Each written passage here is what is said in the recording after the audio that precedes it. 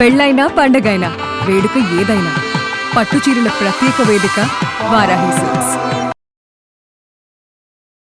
నమస్తే రమ్మగారు, మనకి తొలి ఏకాదశి వస్తుంది. మరి ఏకాదశి యొక్క విశిష్టత, ఆ రోజు అనుసరించాల్సిన విధి విధానాలు ఇంకొకసారి మాట్లాడుకో. తొలి ఏకాదశి అంటే దేవశయని ఏకాదశి అంటారు. శయనైకాదశి దీని పేరు. విష్ణుమూర్తి ఈరోజు శయనంలోకి వెళ్తాడు, ఆయన పడుకుంటారని చెప్తారు. అయితే విష్ణుమూర్తి పడుకుంటాడు అంటే మానవులకి నిద్రాకాలాలు పెరుగుతాయి, రాత్రిళ్ళు పెరగటం మొదలవుతుంది. మామూలుగా మనం చెప్పుకుంటామా, వర్షం శీతాకాలం రాత్రిళ్ళు పెద్దవవుతాయి. ఇప్పటి నుంచి నిద్రా సమయం పెరుగుతుంది, ఇది లెక్క.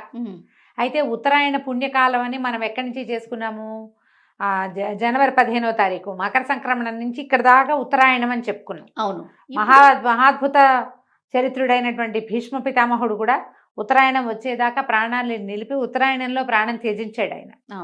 అంత పుణ్యకాలమైన ఉత్తరాయణం కంటే ఆటే పుణ్యకాలం కాదు, దేవతల నిద్రా సమయం అని చెప్పబడే ఈ దక్షిణాయన కాలంలో వస్తుంది ఇది తొలేకాదశి.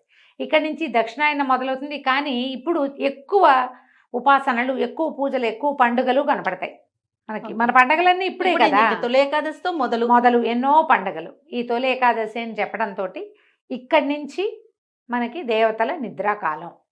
అందుకని ఉపాసన పెంచాలి, విధానాలు మారాలి, నిద్రా సమయం పెరుగుతుంది, ఇది లెక్క. అయితే తొలి ఏకాదశి అంటే ఏకాదశి ఎవరు? ఏకాదశి మురాసురుడితోటి విష్ణుమూర్తి యుద్ధం చేస్తూ అలిసి ఒకంత విశ్రాంతి తీసుకునే సమయంలో మురాసురుడు విజృంభించి మీదకొస్తే అతనిని ఎదుర్కోవడానికి విష్ణుమూర్తి శరీరంలోంచి బయటకు వచ్చినటువంటి స్త్రీ శక్తి స్వరూపమే ఏకాదశి. అందుకని ఏకాదశి నాడు ఉపవాసం ఉంటే విష్ణు ప్రీతికరము అని చెప్తాను. విష్ణువుని రక్షించింది ఆ శక్తి, ఆయనదే, ఆయనలోంచే పుట్టింది. ఆయన విశ్రమించినప్పుడు ఆయనలోంచి పుట్టింది బయటికి. అయితే ఈ మురాసురుడు బియ్యంలో దాక్కున్నాడని అందుకని ధాన్యం తినకూడదు ఈ రోజున అని ఒక పద్ధతిని పెట్టారు. అందుకని ఉపవాసం కింద పెట్టారు. ఖచ్చితంగా ఈ రోజున అన్నం తినకుండా ఉండాలి అని. అన్నానికి భిన్నం ఏదైనా ఓపిక లేని వాళ్ళు తినచ్చు. మనకి ఆరోగ్యరీత్యా కూడా ప్రతి నెల ఒక 2 లేదా 4, 5 రోజుల పాటైనా మనం ఆహార స్వీకారం చేయకుండానో లేదా ఆహారం తక్కువగా తీసుకునో గనక ఉంటే ఆరోగ్యానికి మంచిది. ఓకే. ఏకాదశి అంటే ఏం చేస్తాం, ఏకాదశి రోజంతా ఉపవాసం ఉండి ఆహార స్వీకారం తగ్గించుకుని ఏదైనా పళ్ళో ఫలమో తింటాము, మన నీళ్ళు ద్రవ పదార్థాలే తీసుకుంటాము. ద్వాదశి నాడు తెల్లవారి పారణ చేస్తాం, ద్వాదశి పారణ భోజనం తీసుకుంటాం. దీంతో పాటుగా మనం ఈ ఉపవాసం చేసిన సమయంలో భగవంతుని సమీపంలో వసించే మార్గాన్ని కూడా ఆ రోజు అనుసరించాలి. ఏదైనా విష్ణునామ సంకీర్తన, భగవన్నామ సంకీర్తన తీసుకోవటం చేయటం, ఇక్కడ మనం విష్ణువుతోటి ఉన్నట్టు అనమాట. మర్నాడు ఉదయం ఎవరినైనా ఒక బ్రాహ్మణుడినో ఓ ముత్తైదువునో మనకు అవకాశం ఉంటే వాళ్ళని భోజనాన్ని పిలిచి వారికి భోజనం పెట్టి తర్వాత మనం భోజన స్వీకారం చేస్తే మంచిది. ద్వాదశి పారాయణకి రమ్మని ఎవరైనా పిలవచ్చు మీకు అవకాశం ఉంటే. అవకాశం లేకపోతే మనం వంట చేసుకుని మనమే దేవుడికి నివేదన చేసుకుని మనమే భోజనం చేసి ఎవరికైనా ఏమంటారు మనం పొత్తర్లు ఇవ్వటము, మోయనివ్వటము, తర్వాత దాన్ని స్వయం పాకం ఇవ్వడము మంచిది చేయగలిగితే. ఇది ఈ కాలంలో కుదరాలి కదా. సమీపంలో ఎవరైనా దేవాలయం ఉండి అర్చకులు ఎవరైనా దొరికినా, మీకు దగ్గరలోనే బ్రాహ్మణులు ఎవరైనా దొరికినా, లేదా నేను అవన్నీ చేయలేను, నాకు వాటి మీద నమ్మకం లేదు, ఎవరో ఒకరికి భోజనం పెట్టండి. అది మనం చేయగలిగిన పని కదా, చేస్తే మంచిది.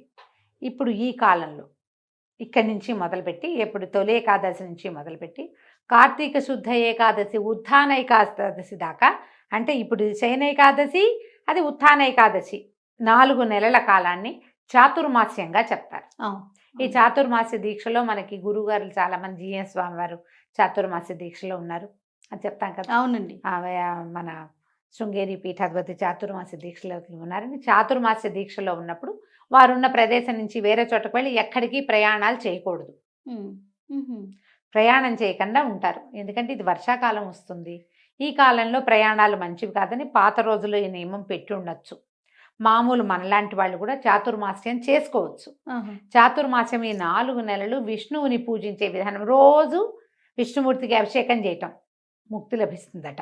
రోజు తులసితోటి అర్చన చేయటం, నందివర్ధనం పువ్వులతోటి అర్చన చేయటం, ప్రతిరోజు చాతుర్మాస్యంలో దేవాలయ దర్శనం చేయటం, ప్రతిరోజు విష్ణు సహస్రనామ పారాయణ చేయటం, శివపారాయణ కూడా శివనామం కూడా, ఇది ఓన్లీ విష్ణువుకే అని చెప్పడానికి ఏం లేదు.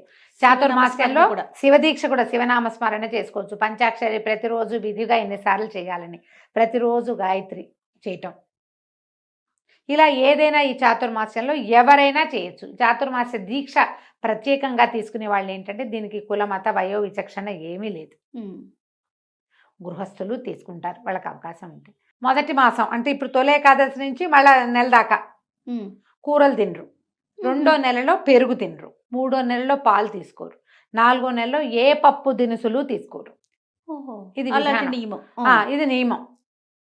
ఈ నియమం దీంతో పాటుగా మనం ఏం చేయొచ్చు చాతుర్మాస్యంలో, ఇవన్నీ మనం పాటించలేము. మనం పాటించగలిగేవి కొన్ని ఉన్నాయి.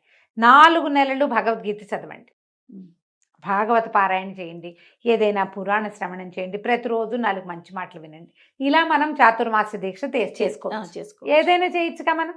మహాభారతం వినొచ్చు, భాగవతం వినొచ్చు, రామాయణం వినొచ్చు, శివపురాణము, విష్ణు పురాణము, ఎవరైనా ఎవరేది చెప్తే ఏదో ఒక పురాణ శ్రవణం చేయటం, లేదా దేవాలయానికి వెళ్ళటం, లేదా పూజ చేసుకోవటం. ప్రతిరోజు దీపం 4 నెలలు 2 పూట్ల దీపం. అలవాట్లేదు దీపాలు పెట్టేది, ఒక పూటే పెడతాం. ఈ 4 నెలలు 2 పూట్ల దీపం పెట్టండి. మనం చేయగలిగింది కానీ మాసం అంతా చేసేలా 4 నెలలు చేసుకుని 4 నెలలు కూడా ఈ 4 నెలలు చాతుర్మాస్యం కదా. అవునవును. చాతుర్మాస్యం ఎలా చేసుకోవాలి అని అడిగే వాళ్ళ కోసం పురోహితుడు కనుక్కుని చేసుకోవచ్చు. అవి నేను చెప్పట్లా. మనం ఇది ఇలా చేయొచ్చు. ఓకే, ప్రతిరోజు చేసుకునేవి ఇక్కడి నుంచి మొదలుపెట్టి చేసుకోవటం. మనం తొలి ఏకాదశికి వస్తే తొలి ఏకాదశి నాడు పేలపిండిని నివేదన చేసి తీసుకుంటారు. పేలపిండి అంటే పేలాలు, జొన్నలు వేయించి, బియ్యం పేలాలు వడ్ల పేలాలు కాకుండా జొన్న పేలాలు చేస్తారు ఎక్కువగా. జొన్న పేలాలు చేసుకోవటం, తర్వాత వాటిని చక్కగా దంచి బెల్లము కొంచెం ఏలక పొడి చేర్చి దంచి పిండిని నివేదన చేసి భగవంతుడికి పేలపిండి పంచుకోవచ్చు, తినచ్చు. ఓకే, ఈరోజు విశేషం అది. ఇక్కడి నుంచి మనకి దక్షిణాయనం మొదలవుతుంది. ఇది ఎప్పటిదాకా ఉంది? మళ్ళా జనవరి దాకా, జనవరి 15వ తారీఖు దాకా ఈ దక్షిణాయనం నడుస్తుంది. ఈ లోపల ఇప్పుడు ఈ మాసం అయిపోగానే శ్రావణం వస్తుంది. శ్రావణం అంతా పూజలు. తర్వాత భాద్రపదంలో మొదటి 9-10 రోజులు మనం గణపతిని ఆరాధిస్తాం. తర్వాత పితరులని ఆరాధించే 15 రోజులు వస్తాయి, పితృదేవత ఆరాధన. అక్కడి నుంచి మళ్ళా ఇది వస్తుంది, ఆశ్వీజ మాసం వస్తుంది. అమ్మవారి కోసం 10 రోజులు సేవించుకుంటాం. ఆశ్వీజం వెళ్ళేసరికల్లా కార్తీక మాసం, ఆ తర్వాత మార్గశిర విష్ణు మాసము వచ్చేస్తాయి. అంతా ప్రతి నెల ఏదో ఒక పూజా విధానంగానే ఉంటుంది. ఎవరెవరు ఎంతెంత చేయగలిగితే అంతంత చేయటం. చాతుర్మాస్యం అందరూ చేయొచ్చని చెప్తున్నాను కదా. ఒకవేళ మాంసాహారం తీసుకునే అలవాటు ఉన్న వాళ్ళు ఉంటే కనుక మీరు భగవదారాధనలో ఉండదలుచుకుంటే ఈ 4 నెలలు తినడం మానేయచ్చు. ఓకే, అది కూడా ఒక నియమం. తర్వాత కార్తీకంలో కూడా తినము, ఇన్ని నెలలు తినకుండా ఉండలేమంటే అది మీ ఇష్టం. అది ఎవరెవరి విచక్షణ బట్టి, అవకాశాన్ని బట్టి చేసుకోవచ్చు. విష్ణువారాధనకి ఉత్తమమైన కాలంగా చెప్తారు ఈ 4 నెలలు. తర్వాత స్వామివారిని నిద్రలేస్తారు. అంటే ఇప్పుడు తులసితో అర్చన చేయొచ్చా, తులసి కొయ్యకూడదు, అలాంటివేవో 2-3 వచ్చినాయి నాకు, ప్రశ్నలు వచ్చినాయి, మెసేజ్లు వచ్చినాయి.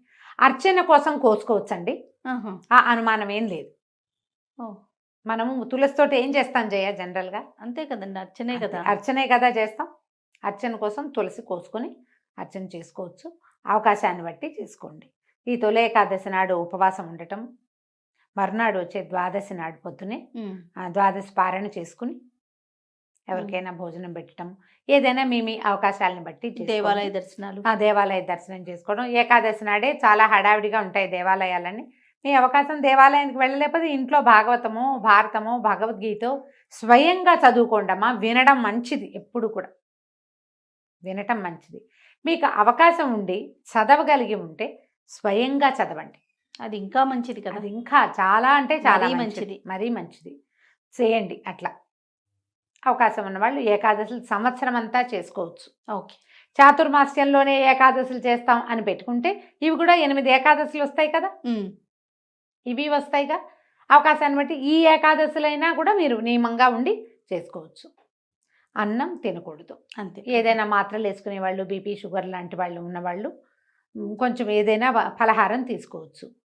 ఒకవేళ గర్భవతులు పిల్లలకి పాలిచ్చేవాళ్ళు నాకు 4వ నెల నేను చేయొచ్చా 3వ నెల నేను చేయొచ్చా ఇవి అడగండమ్మా, చెయ్యొద్దు. ఏకాదశి ఉపవాసం మాత్రం ఉండపోకండి. మీకు అవసరమైన ఆహారాన్ని తీసుకోండి. అనారోగ్యంతో ఉన్నవాళ్ళు, మంచం మీద ఉన్నవాళ్ళు, బాలింతలు, చంటి పిల్లలు, తల్లులు వీళ్ళని బలవంత పెట్టకండి. అత్తగారులు, భర్తలు మీరు చేయగలిగితే మీరు చేసుకోండి. మీరు కూడా ఏకాదశి ఉండాల్సిందేనని అనద్దు. కనీసం భగవన్నామ స్మరణ చేయించండి. దేవుడికి దీపం పెట్టించండి. దీపం పెట్టుకోవచ్చు. నియమం ఎంత మటుకు కొన్ని నియమాలైనా పెట్టుకోవచ్చు. ఏదన్నా మంచి చదువుకోవచ్చు. ఏ కృష్ణాష్టకమో చదువుకోవచ్చు, విష్ణుసహస్రనామం చదువుకోవచ్చు, 2 పూట్ల దీపారాధన చేయొచ్చు. అలాంటిది ఏదైనా నియమం పెట్టుకుని ముందుకు తీసుకెళ్ళండి. నేను ప్రెగ్నెన్సీ 7వ నెల 6వ నెల చాలా మంది అడుగుతారు, 7వ నెల వచ్చింది నేను చేయొచ్చా చేయకూడదు అని పక్కన చెప్తూనే ఉంటాం. మళ్ళీ అడుగుతారు. అడగండి అమ్మా, ఇప్పుడు ఈ సంవత్సరం కాకపోతే మరి తర్వాత ఏకాదశులు చేసుకోవచ్చు. అంతే కదా. దండం పెట్టుకోండి. ఈ అన్నం మానేయాలన్న గోల ఎందుకు?